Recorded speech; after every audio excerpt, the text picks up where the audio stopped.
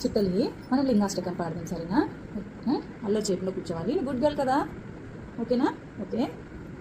బ్రహ్మమురారి సురాచితలింగం నిర్మలభాసిత శోభితలింగం జన్మజ దుఃఖ వినాశకలింగం తత్పనమామి సదాశివ దేవముని ప్రభరాచితలింగం కామదహను కరుణాకరలింగం రావణదర్ప వినాశనలింగం తర్పణమామి సదాశివలింగం సర్వసుగంధసులేపితలింగం బుద్ధినివర్ధనకారణలింగం సిద్ధసురాసురవందితలింగం తర్పణమామి సదాశివలింగం కనకమహామణిభూషితలింగం ఫణిపతివేష్టితశోభితలింగం దక్షసుయజ్ఞవినాశనలింగం తత్ప్రణమామి సదాశివలింగం కుంకుమచందనలేపితలింగం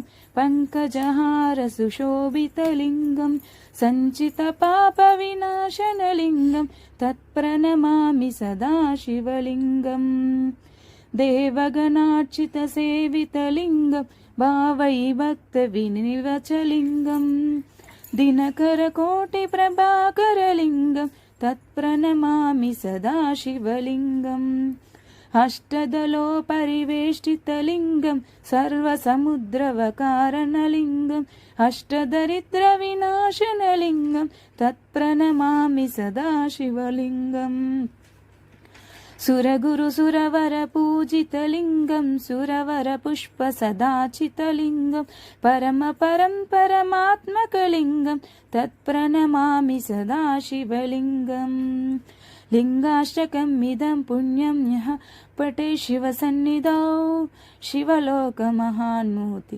శివేన సహ మోదతే.